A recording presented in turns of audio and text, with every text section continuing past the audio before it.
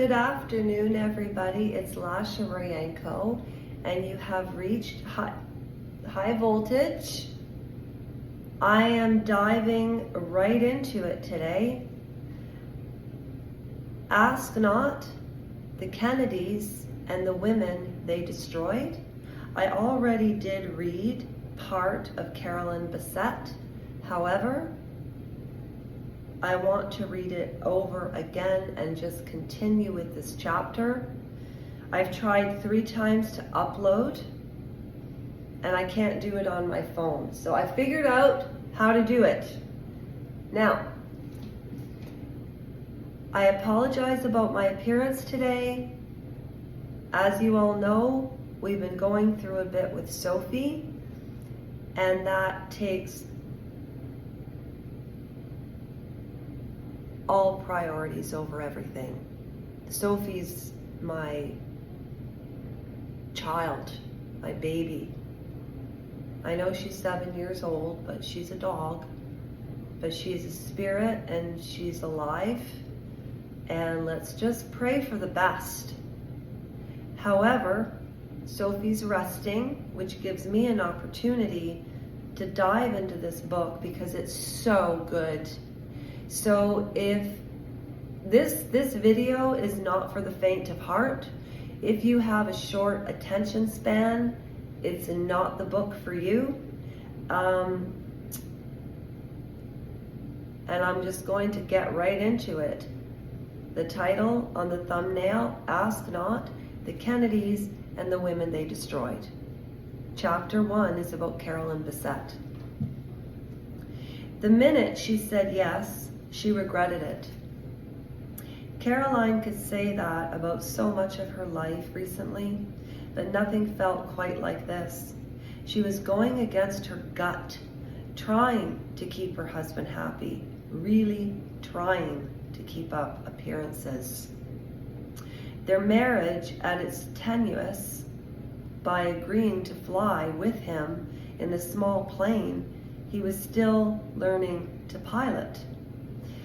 To a Kennedy wedding on the Cape, he was flying a point of pride for him and fear for her.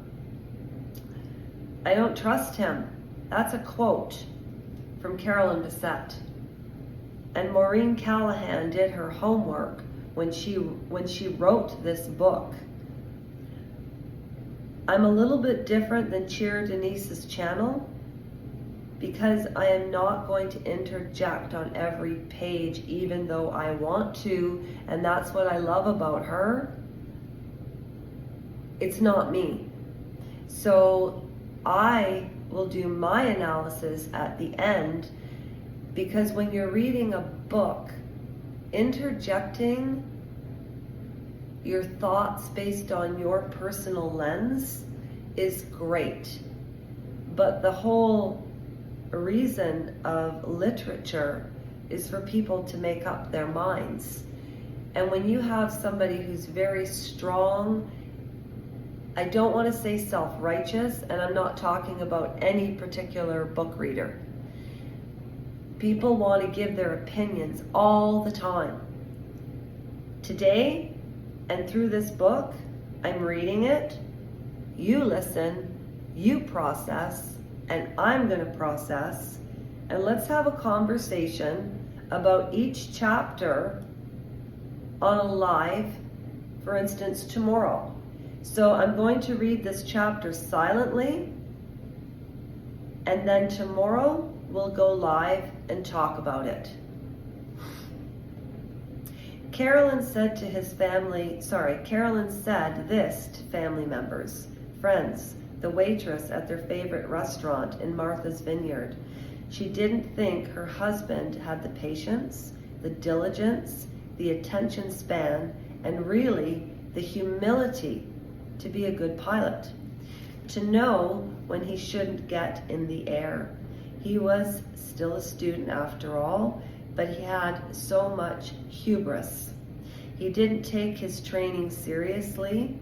He hadn't banked nearly the hours in the air, in daylight and at night, to pilot alone.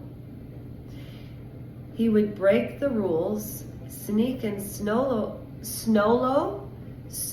flights when he was supposed to have an instructor fly with him, but no one person abolished him or threatened to take away his training certificate. Nope, it was just John being a Kennedy, a rogue and rebel like his father, risk in the blood. Quotes, to Flight Safety Academy, the bravest people in aviation, unquote. John wrote to his instructors, quote, because people will only care where I got my training if I crash, unquote. Here's where I have to interject. If you talk about fear and negative things that haven't happened, you're putting it out into the universe. So stop.